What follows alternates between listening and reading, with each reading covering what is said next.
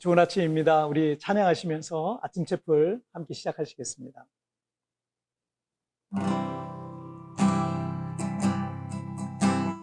우리 모두 양과 같이 길을 잃고 제갈 길로 갔네. 범죄하여 주 영광을 잃어버렸네.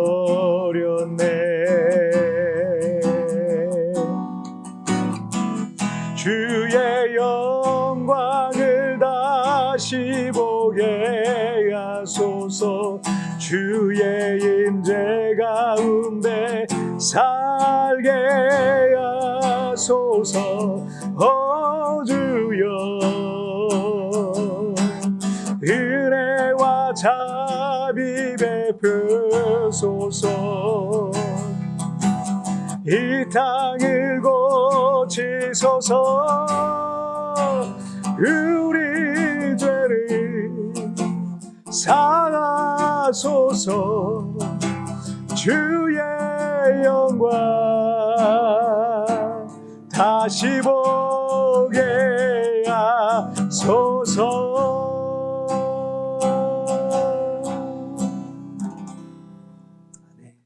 자, 우리 같이 기도하시겠습니다. 살아계신 하나님 아버지 감사합니다. 오늘 이 새벽에도 하나님의 말씀과 은혜로 나를 거룩하게 해주시고 주의 은혜로 나를 채워주시니 정말 감사합니다. 날마다 아침마다 주의 말씀과 찬양으로 기도로 우리의 영혼이 늘 하나님께 연결되게 하여 주시고 주님과 동행하는 그런 삶을 날마다 살아갈 수 있도록 축복하여 주옵소서. 오늘 이 아침에도 우리 예배를 받으시고 또 말씀을 통해서 나를 새롭게 하실 걸 믿사오며 예수님의 이름으로 기도하옵나이다. 아멘. 자, 오늘 우리에게 주신 하나님 말씀은요, 마태복음 27장 11절부터 18절까지의 말씀 제가 봉독해 올리도록 하겠습니다.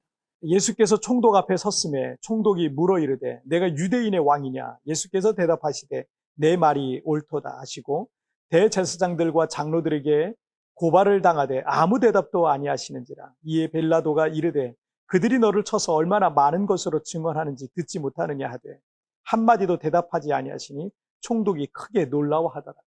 명절이 되면 총독이 무리의 청원대로 죄수 한 사람을 놓아주는 전례가 있더니 그때 바라바라 하는 유명한 죄수가 있는데 그들이 모였을 때 빌라도가 물어 이르되 너희는 내가 누구를 너희에게 놓아주기를 원하느냐? 바라바냐? 그리스도라 하는 예수냐? 하니 이는 그가 그들의 시기로 예수를 넘겨준 줄 알미더라. 아멘. 2007년에 개봉한 밀양이라는 영화를 아실 겁니다. 이 배우 전도연 씨가 연기한 주인공은 33살에 남편을 잃고 또 인생의 전부와 같은 어린 아들을 하나를 데리고 남편의 고향인 밀양에 내려와서 피아노 학원을 하면서 살았는데 그 마을 사람들의 텃세 때문에 자신이 재산이 많은 듯 말하면서 허세를 부렸어요. 하지만 그 일로 인해서 아들이 유괴되고 유괴범은 큰 돈을 요구했지만 줄 돈이 없었고 유괴범은 그녀의 이 전부와 같았던 이 어린 아들을 살해합니다. 그 이후 슬픔을 이기려 교회를 다니면서 열정적으로 신앙생활을 하다가 아들을 죽인 유괴범을 용서하기로 하고 교도소에 수감 중인 그 유괴범의 그 면회를 가서 용서에 대한 이야기를 하려고 하는데 그 유괴범은 너무나도 평안한 얼굴로 자신은 이미 하나님께 용서를 받아서 마음이 편안하다라는 말을 합니다.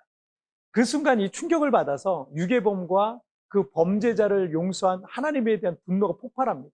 그리고 신앙을 버리고요. 도리어 교회와 이 교인들을 상대로 적대적인 일들을 벌이면서 다니는 그 장면이 그 내용이 나와요. 그녀가 이제 시험 든 이 성도를 찾아온 교인들에게 이렇게 얘기해요. 어떻게 용서를 해요? 용서하고 싶어도 난 할 수가 없어요. 그 인간은 이미 용서를 받았다는데, 그래서 마음의 평화를 얻었다는데 내가 그 인간을 용서하기도 전에 어떻게 하나님이 그 인간을 먼저 용서할 수가 있어요? 만약 영화 속에 그런 일이 내가 겪는다고 한다면 누구라도 이런 감정에 혼란스러울 수밖에 없었을 겁니다. 어쨌든 많은 논란이 있었던 영화입니다. 여러분, 하나님께서 어떤 죄까지 용서하실 수 있을까요? 오늘 보면은 그 질문에 대한 대답이 될 수 있을 겁니다. 대제사장들과 사내들인 공예는 나사렛 예수에게 신성모독죄와 메시아, 자칭 유대인의 왕이라는 제목으로 로마의 총독 본디오 빌라도에게 고발을 합니다. 신성모독죄야 유대교인들에게만 상관이 있었기 때문에 총독 빌라도가 발끈할 만한 그런 죄목으로 자칭 유대인의 왕이라는 것을 하나 더 만들어 온 거죠. 예수님을 백성을 선동하여 반란을 일으키려는 죄인으로 몰아가려는 그런 계획입니다. 반란 주동자고요. 예수님께서 이 총독 빌라도 앞에 섰을 때 12절을 한번 보시면 대제사장들과 장로들에게 고발을 당하되 아무 대답도 아니하시는지라. 예수님은 그들의 고발에 아무런 변론을 하지 않고 그냥 묵묵히 그 자리에 서 계셨던 겁니다. 그러나 13절에서 빌라도가 예수에게 그들이 너를 쳐서 얼마나 많은 것으로 증언하는지 듣지 못하느냐라고 물으면서 뭐라도 변명을 하든 변호를 하든 변론을 하라는 말을 합니다. 빌라도가 객관적으로 이렇게 볼 때 나사렛 예수에게는 사형받을 만한 어떤 죄도 보여지지 않았던 거죠. 하지만 대제사장들과 사내들인 공예 이 회원들인 유대인들의 어떤 정치 종교 지도자들이 나사렛 예수를 고발하고 있는 상황이고 빌라도가 아무런 이유 없이 예수를 그냥 풀어주면 밀란이 나든 폭동이 나든 시끄러워질 것 같았습니다. 그래서 한 가지 아이디어를 냈는데 우리나라의 그 광복절 되면 광복절 특사, 특별 사면자들이 있잖아요. 또 성탄절 특사와 같이 매년 6월절과 같은 명절이 되면 유대인들의 요구대로 총독은 죄수한 사람을 풀어주는 전례가 있었던 겁니다. 바라바라고 하는 유대인이라면 누구나 아는 악명 높은 죄수가 하나 있었는데 그는 이제 반란과 살인과 강도를 저지른 범죄자였습니다. 17절을 한번 보실까요?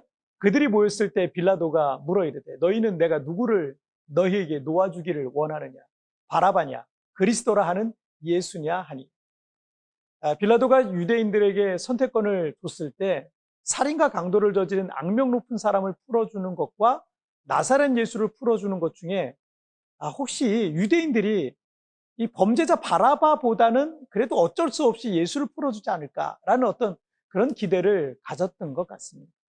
하지만 우리가 알고 있듯이 유대인들은 예수님 대신에 강도 바라바를 선택했죠. 유대인들의 이 터무니없는 이 고발 내용에 빌라도는 나사렛 예수가 무엇라도 변론이나 변명이라도 하면 좋겠는데 예수님은 침묵하셨습니다. 그것은 예수님께서 죄가 전혀 없으신 분이지만 속죄양이 되시기로 하셨기 때문입니다. 그리고 예수님 대신에 강도 바라바가 대신 풀려나는 장면은 강도와 같은 죄를 지었을지라도 어떤 죄를 지은 죄인이라 할지라도 예수님께서 그를 위해서 대신 희생하시고 그를 그 죄에서 자유케 해주신다라는 것을 상징하는 사건이었습니다. 우리 평범한 사람들은 강도와 같은 큰 범죄를 저지르지는 않겠지만 주님은 네가 어떤 죄를 지었건 나는 너를 위해 희생했고 나는 너를 구원할 것이다 라고 말씀하시고 있는 겁니다. 나의 모든 죄를 위해서 기꺼이 자신의 몸을 속죄제물로 던지신 그 예수님께 여러분 감사하시는 오늘 하루 되시기를 주님의 이름으로 축복합니다. 자, 우리 같이 기도하시겠습니다. 살아계신 하나님 아버지 감사합니다. 오늘도 우리에게 강도 바라바를 위해서 대신 희생하시고 예수님의 희생으로 인해서 강도 바라바가 풀려나는 사건을 통해서 오늘을 살아가는 우리에게 네가 어떤 잘못을 했든 어떤 실수를 했든 어떤 죄를 지었건 나는 너를 위해 희생했고 너를 위해 죽었고 너를 내가 살리기 위해서 속죄양이 되었다라는 것을 말씀하시고 있습니다. 오늘 그 말씀을 기억하면서 하나님 나 같은 죄인을 살리신 그 주님의 사랑을 감사하는 그리고 그 하나님께 감사하는 삶을 오늘 하루를 그렇게 살아갈 수 있도록 도와주옵소서. 이렇게 부족한 사람, 이렇게 많은 죄를 갖고 있는 사람도 살려주시니 정말 감사합니다. 하나님 모든 영광과 찬송 홀로 받으실 줄 믿사오며 예수님의 이름으로 기도하옵나이다. 아멘. 여러분 뒤편에 나오는 오늘의 묵상 보시면서 개인적으로 묵상하시고요. 짧게라도 뜨겁게 기도하시면서 오늘 하루 주님과 동행하시길 바랍니다. 자, 여러분 내일 우리 굿모닝 집회에서 뵙겠습니다. 여러분 승리하세요. 우리 평범한 사람들은 강도와 같은 큰 범죄를 저지르지는 않겠지만 주님은 네가 어떤 죄를 지었건 나는 너를 위해 희생했고 나는 너를 구원할 것이다 라고 말씀하시고 있는 것입니다. 나 같은 죄인 살리신 예수님의 은혜와 사랑을 묵상해 봅시다.